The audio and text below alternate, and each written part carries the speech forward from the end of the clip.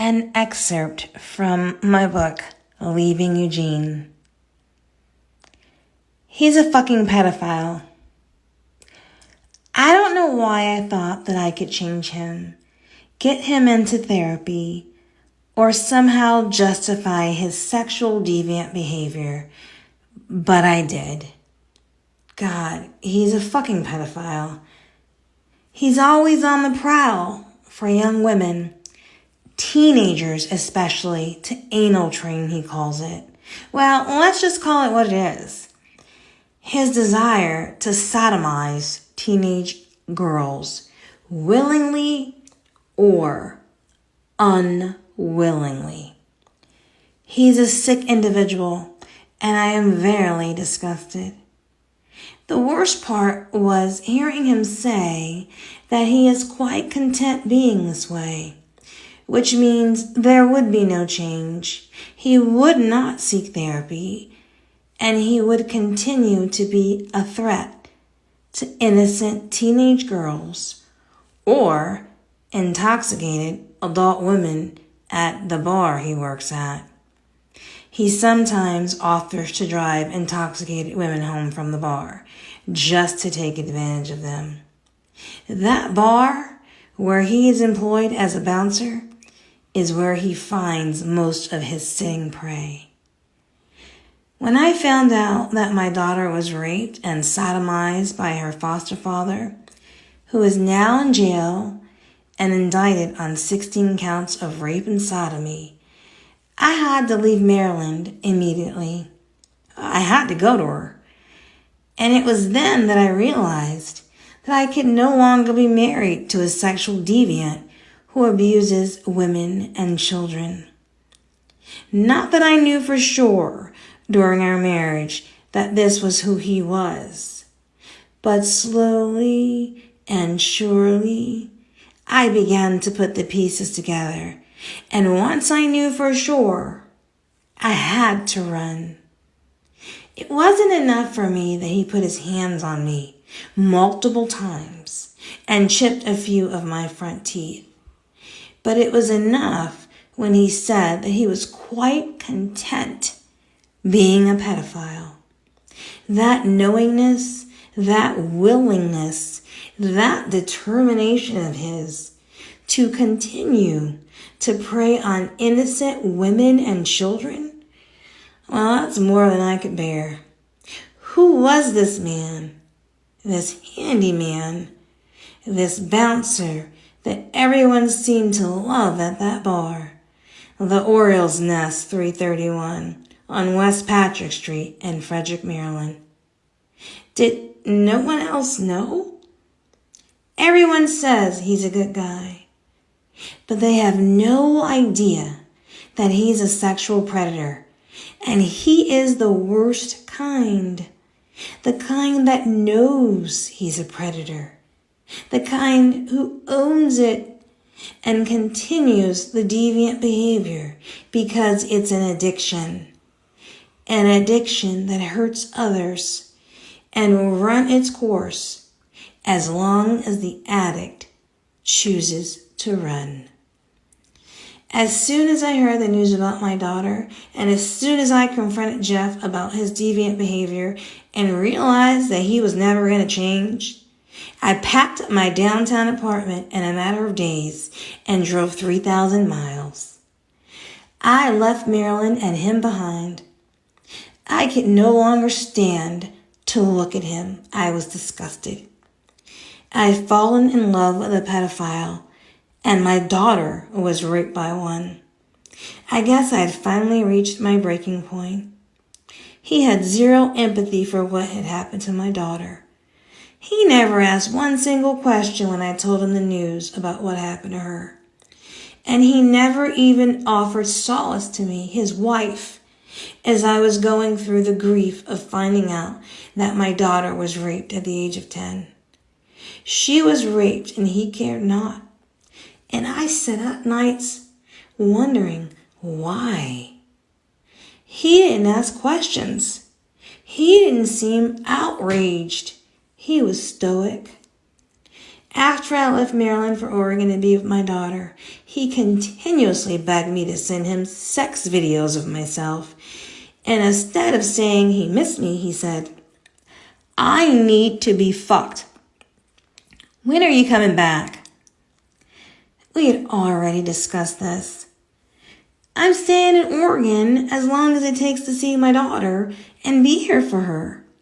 And then he replied, "But I need to be fucked. You left me here alone dealing with single life, and I need all 3 of your holes right now. When are you coming back?" I caught myself looking up airline tickets, and then I thought, what the fuck is wrong with you, woman?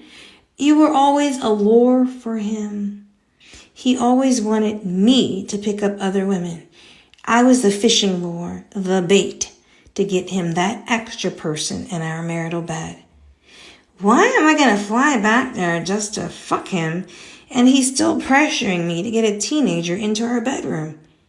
He had begrudged me for being there for my daughter during this time, and all he could think about was getting off.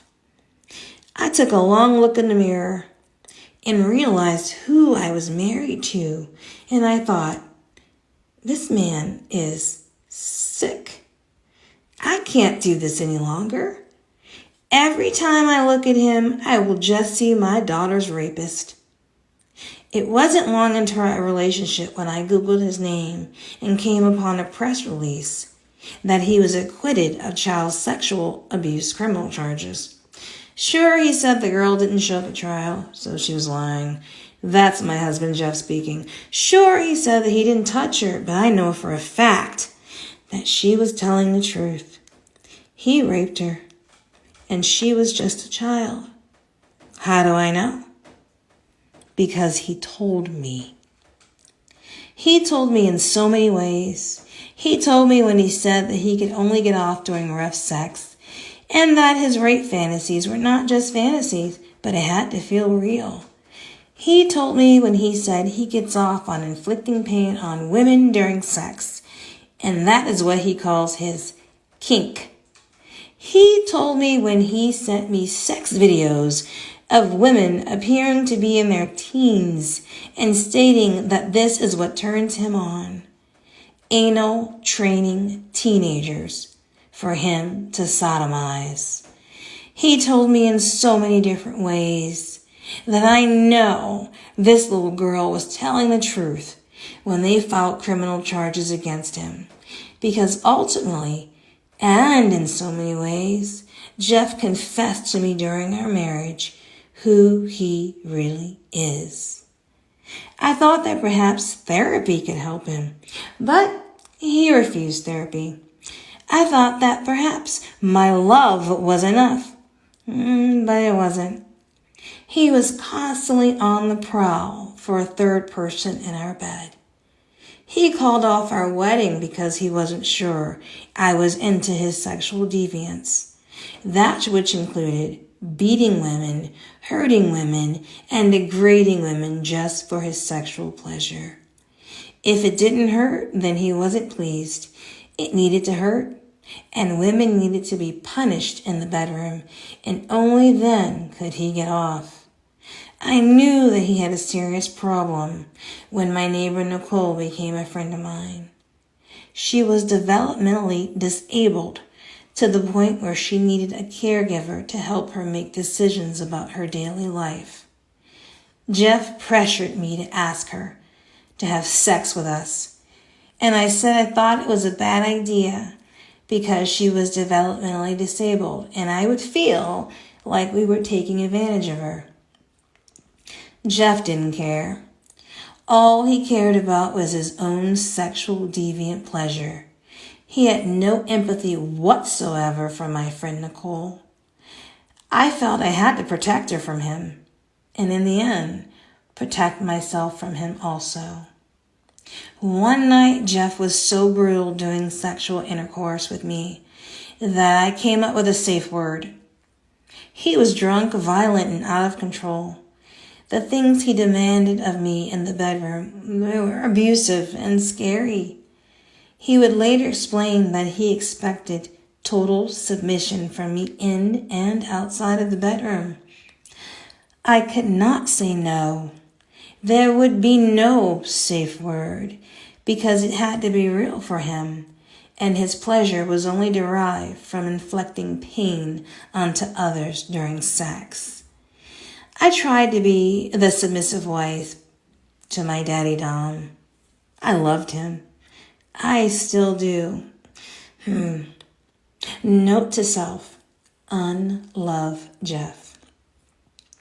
I tried to get him help. I tried.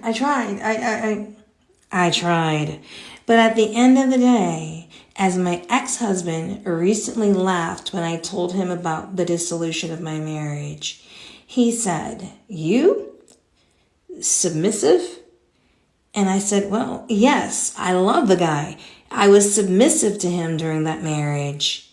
And my ex-husband, who I was married to for 15 years, said, "Well, he doesn't know you very well. You? Submissive? You're as submissive as a rattlesnake."